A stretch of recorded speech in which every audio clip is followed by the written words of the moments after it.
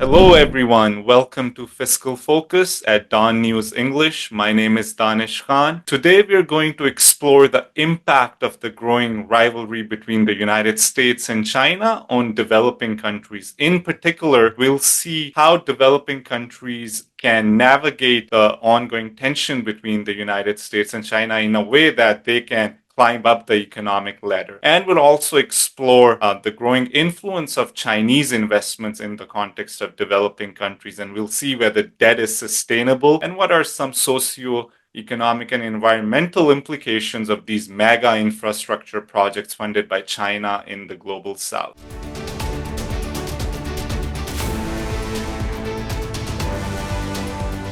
To discuss all of this, I have a very relevant person, Dr. Ammar Malik, who does not just understand these issues at a conceptual level, but who has been studying these issues in detail. He is working at AidData at Williams and Mary College in Virginia. He has PhD in public policy from George Mason University. Thank you, Ammar, for your time.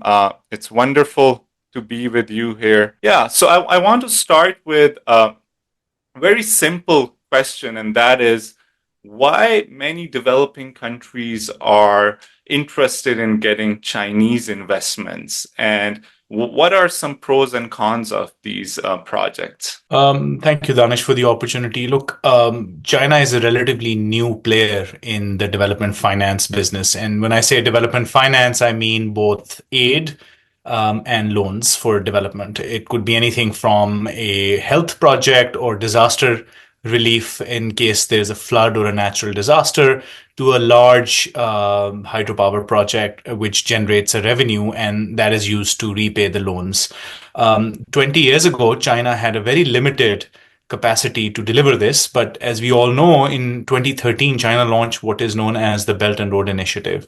And over the last 10 years in this journey, China has become and has maintained its position as the single largest provider of development financing. And that means that it is offering an alternative to the Western model. The big differences, from my perspective, are threefold. One is that Chinese development financing tends to be a lot more demand responsive. In other words, when China decides to work with a developing country, they sit across the table with the leadership and ask them, what are your priorities? Do you want electricity? Do you want roads? Do you need health clinics? And then within that, they are then also offering different kinds of packages for financing.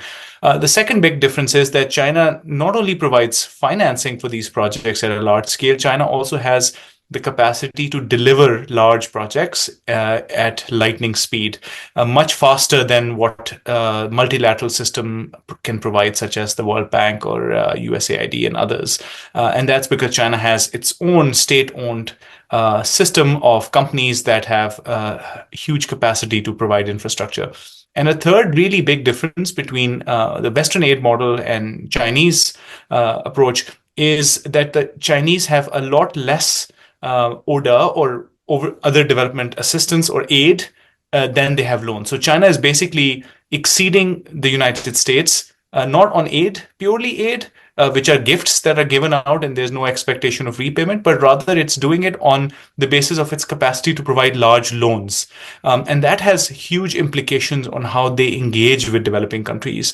And I think that is really the core of the Chinese model, which is that if you want to become a developed country or get your economy going, the message that is being given is that you need to do it through large scale infrastructure investments first. And some of the human capital investments in health, education, other things are somewhat secondary to this. And that is a fundamental difference, I think, in the approach that the Chinese have been promoting overseas with what we have been given from the West. So, I mean, it's brilliant that you divide it into three categories. So, you said it's different than Western countries. Can you briefly mention what is the Western model of international development or aid? You mentioned ODA, but can you elaborate a bit on it?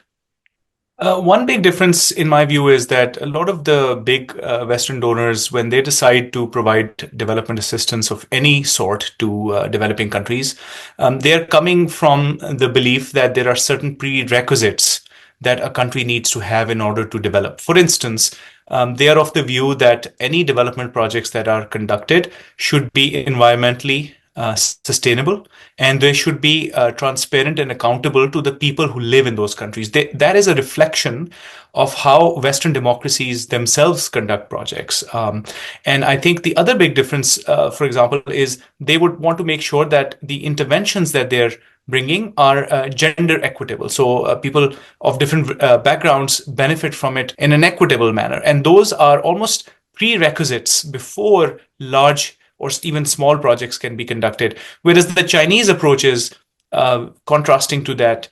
If you need to solve your power crisis, China says, we don't really care you like to go with the coal-fired power plant option or with a clean energy wind project. As long as it is in compliance with your local policies and regulations, their job is to come in and develop the project. So I think the values driven and values neutral or values agnostic approaches of the West versus China are quite a contrast, and it makes it quite interesting to see how both sides are going about doing projects in the same developing countries. We understand that countries, especially nation states, have their own vested interests. So, are you suggesting that both, China or Western countries in this regard, let's say US, are benevolent actors trying to help developing countries? In the case of China, it's helping them build infrastructure projects, and in the case of US, it's promoting democracy or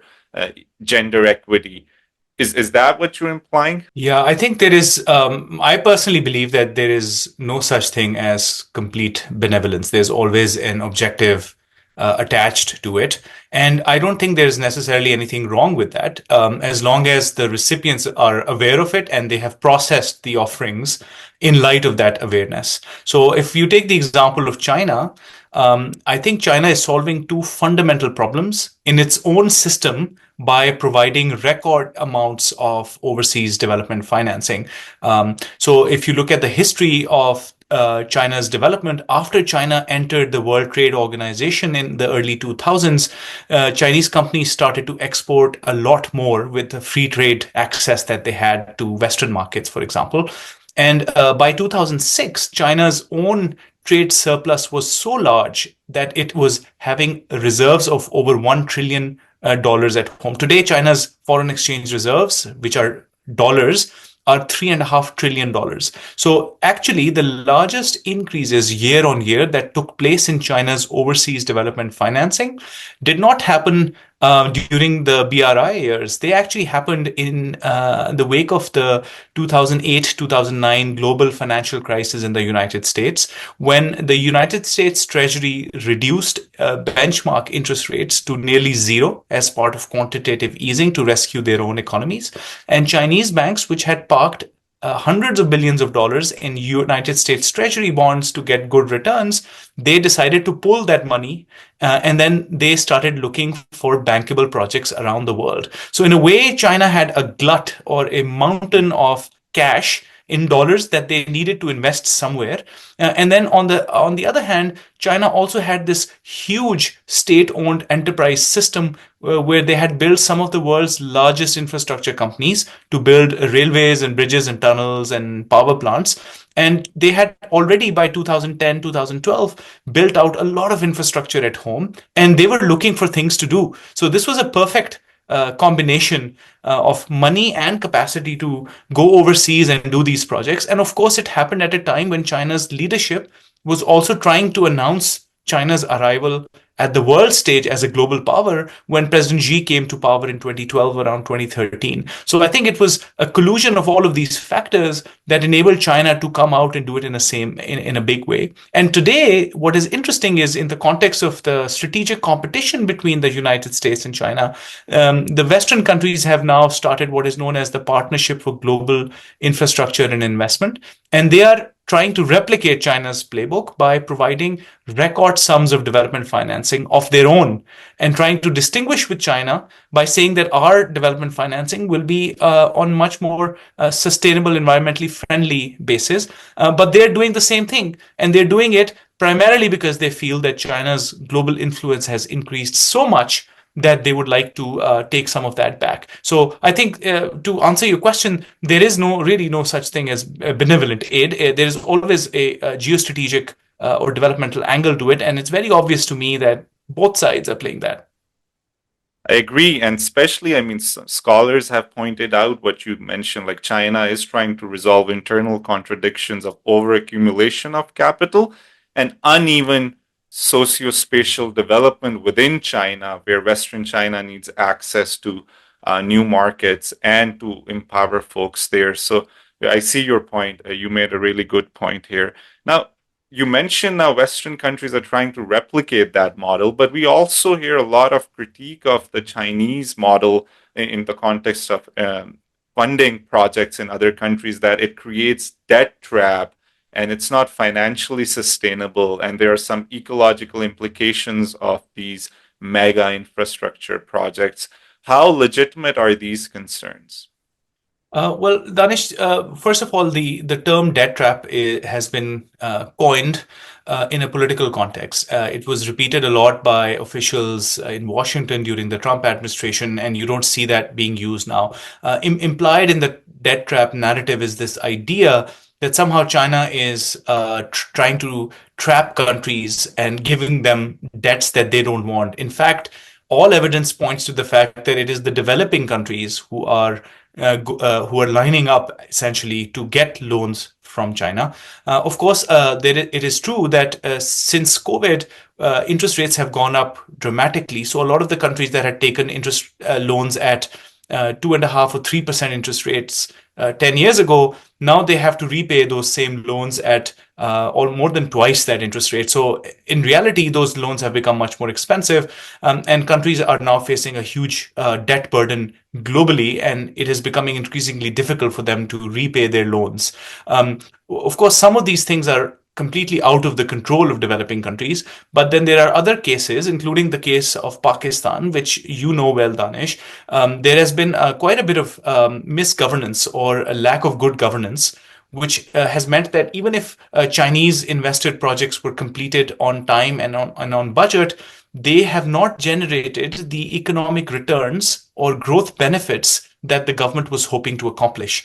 Because of that reason, those loans that were taken 10 years ago at what seemed like a pretty good deal, suddenly those loans have become a huge debt burden on developing countries. And today we've come to a situation where a lot of developing countries simply do not have the fiscal space to continue to maintain development spending on health and education and infrastructure from their own budgets, where most of their budgets now are going toward debt servicing or debt repayments.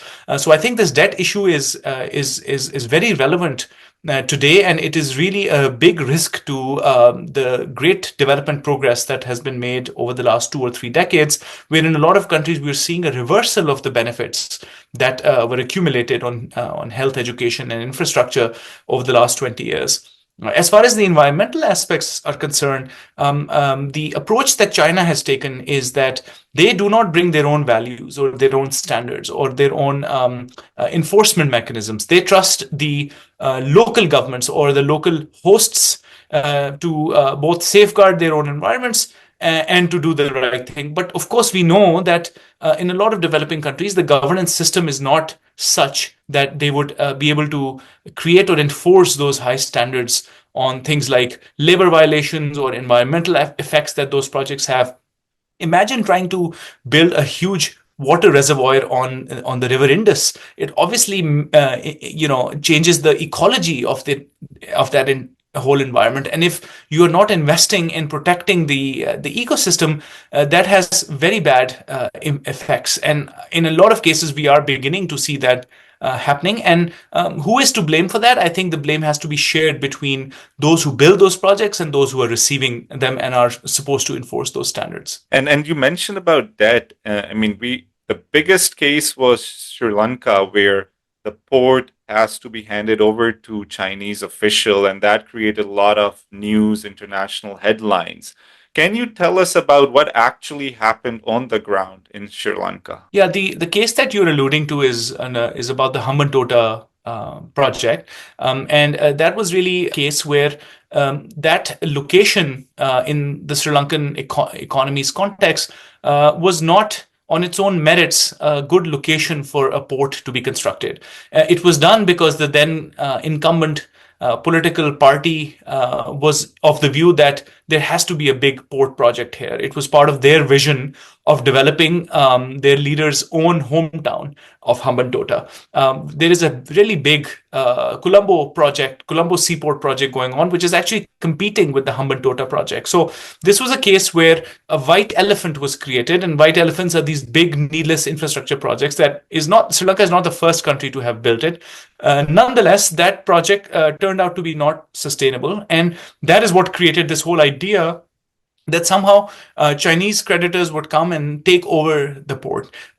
We have seen at AidData, we have examined dozens and dozens of Chinese infrastructure loan agreements. Many of them are freely available on our website. And what we have found, Danish, is that in fact, Chinese creditors do not require countries to hand over illiquid assets like ports. After all, those ports have to be sold to somebody in order to get the loans to be repaid. What they do instead is they actually require the recipients to maintain a collateral in cash. So 5 to 10% of the loan value typically is required to be held in an escrow account, which is maintained in China, and the party that's giving out the loan can debit that, can take the money out in case the recipient is not paying. So they have come up with their own system of protecting themselves through cash collateral, and we have not seen much evidence actually of Chinese companies even threatening to or actually taking over illiquid assets. The case of Sri Lanka is one of caution. Sri Lanka had defaulted on its sovereign debt obligations, and as a result of that, the country faced such severe shortages of essential supplies that it resulted in a huge, humanitarian catastrophe. Many people taking their own lives, a lot of people going hungry because food prices got out of control. And new research has shown that countries that have defaulted over the last 30 or 40 years, they had to cut down their basic services spending on water, sanitation, health, education, that the bad effects, the negative effects of default events are felt for generations to come. So anything that countries can do to avoid that kind of an outcome is much needed, and that's where the International Monetary Fund also comes in as the lender of last resort. Yes, and the evidence suggests that the economic development creates winners and losers, and advantages and disadvantages are conferred upon different segments of society based on their internal bargaining position within that society. And you mentioned about ecological issues, and we have seen in the case of Pakistan, these power plants may impact some segments of society negatively while the beneficiary might be living in urban centers. Now, thinking about the way forward, especially from the perspective of the countries of the global south, i.e., the developing countries, is there an alternative for developing countries to climb up the economic development ladder without being put into either Chinese or the American or Western camp? Is there like a third way alternative possible? First of all, I think every single country is unique, different. It has its own advantages, its own strengths. And I think it is incumbent on the leaders of those countries and the think tanks and the thinkers on those countries to devise their own growth trajectories, independent of whether they want to go with one model or the other. I think it's very important for them to think internally first and foremost, and not hope that an outside power can come and solve all of their own problems, which often stem from shortcomings in their own governance systems. Having said that, I think it is true that the gloves are off, so to speak. Both sides are pushing hard, and the lines between what is being done in for development versus what is being done for geopolitical gains is getting blurred. And this is especially true for countries in Southeast Asia, which are finding themselves at the forefront of this confrontation between these two great powers.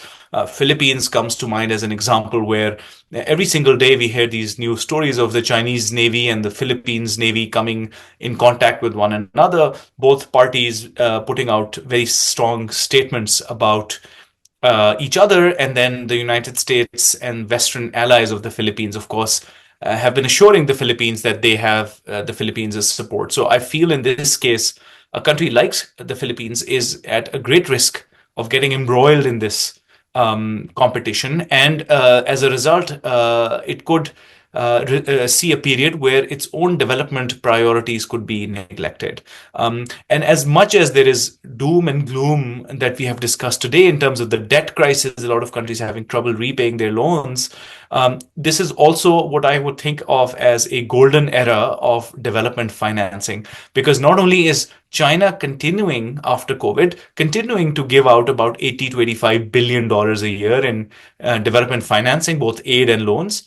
Now, Western countries, the G7, have also significantly boosted their outlays for development financing, and they are giving something like $160 billion a year in development financing. So, if you total all of this, developing countries have an opportunity to benefit from this bonanza of financing that is going to be offered to them, provided that they are able to create good projects and to show their creditors that they have a credible plan to govern their countries and their projects well in a way that would ensure that there are returns generated through economic growth and development.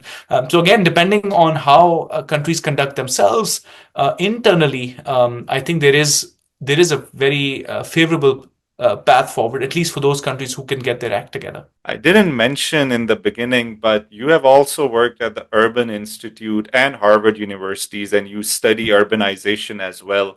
And economic development is also about restructuring spaces and creating new urban spaces. And especially in South Asia, it's one of the fastest urbanizing regions in the world. And urbanization comes up with its own benefits and challenges. So tell us about that. What are some challenges in the context of urbanization in developing countries? And if you want to talk about South Asia, that would be great. So, as you think of this question, Danish, a very simple way to think about this is to say that I don't know of a single country that has developed without urbanizing. So, urbanization and development go hand in hand. There's a lot of debate on what comes first and what comes second, but forget the causation for a second. It is inevitable that as the economies of South Asia and Southeast Asia develop, a lot more people will have to come into the cities, have already come to the cities, and more will come.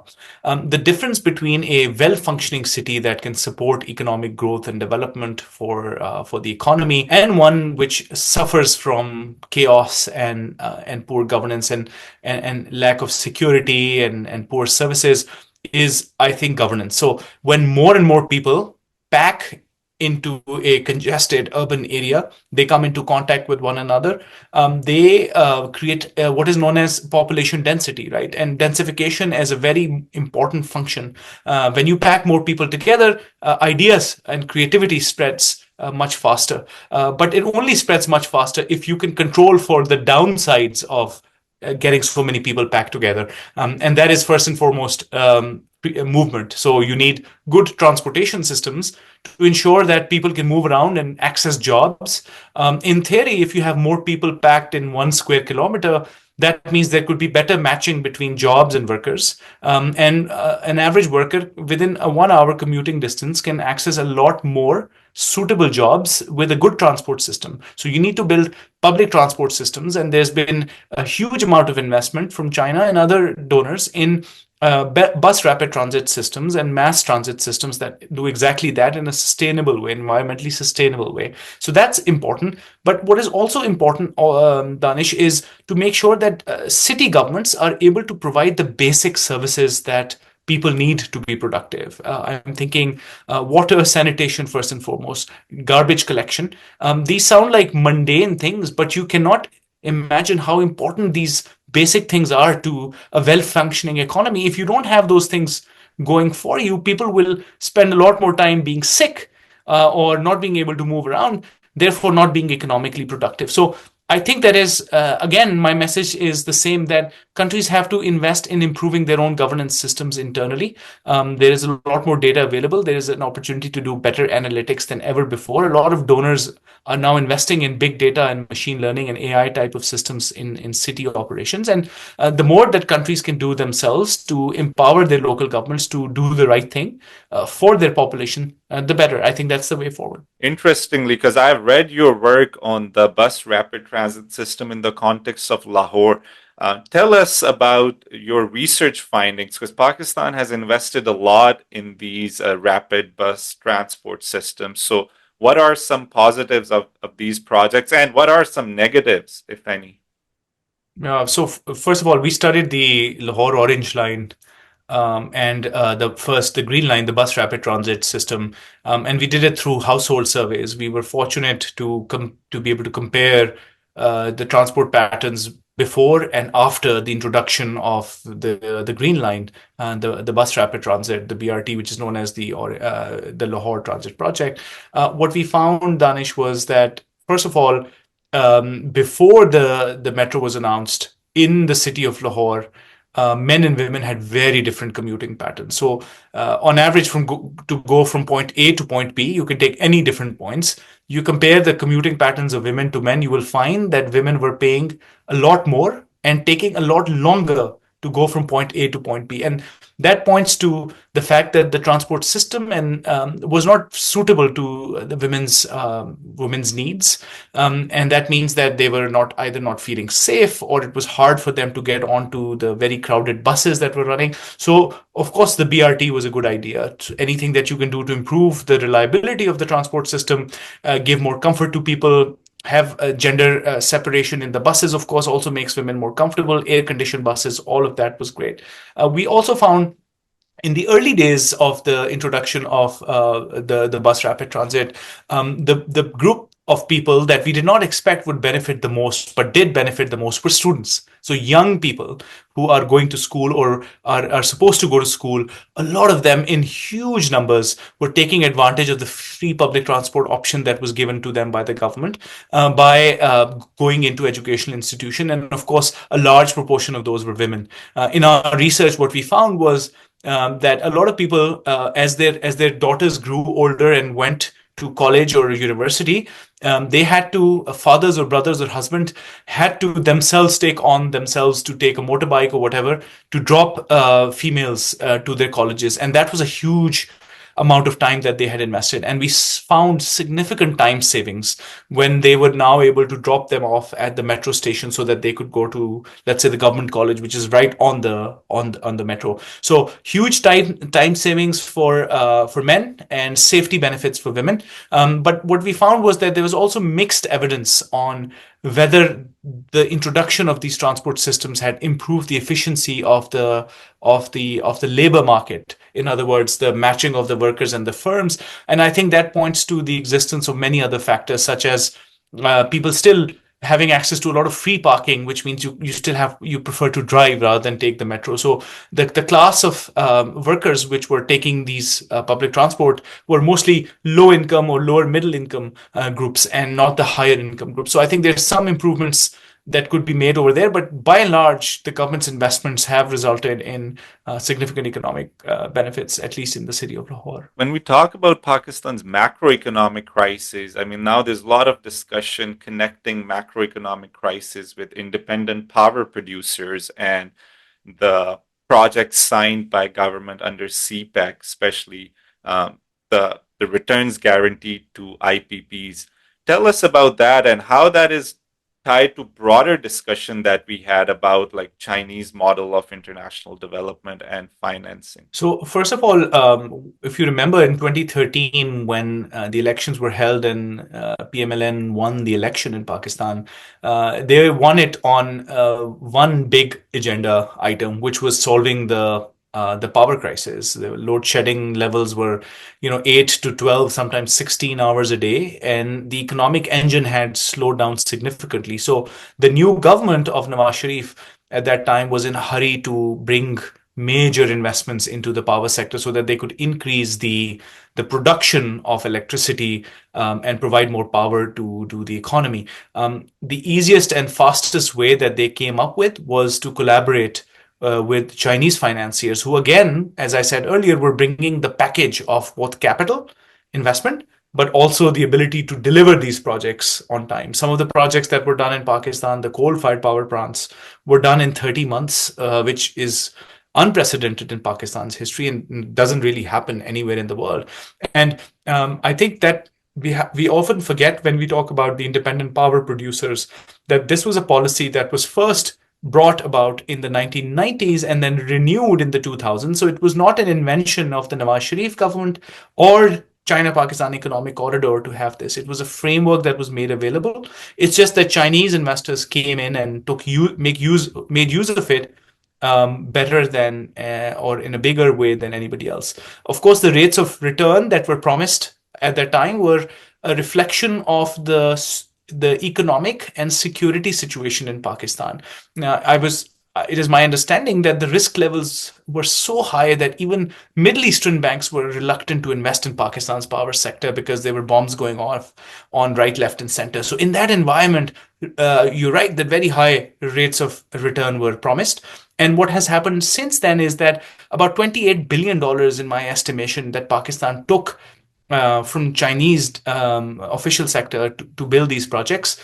They were taken at lower interest rates, as I said, but now interest rates have gone up. So these were given out in variable interest rates. And it is very difficult now for the government of Pakistan to repay those loans in dollars when all the power is purchased by the government of Pakistan and sold to the Pakistani people in Pakistani rupees. So at the time, if you look at the documents, loans were signed in 2014-15. The exchange rate was 135, 150, 165. Today, $1 is 277, 278 rupees. So in rupee terms, it is incredibly difficult for the government to now recover all that money at those higher levels of exchange rate from the people of Pakistan when the economy is not growing. So I think that's really the challenge. It's an artifact of how the economic and security situation was, but it was also not a creation of China-Pakistan Economic Corridor, but just a reflection of how the policy was structured. And in hindsight, perhaps that should not have been done in this way. Perhaps more renewable energy projects would have been a better option which don't require such big investments. But this is where we stand. Thank you, Ammar, for your time. It was wonderful talking with you. And thank you to our viewers for tuning in. Until next time, this is Danish Khan signing off from Fiscal Focus at Dawn News English.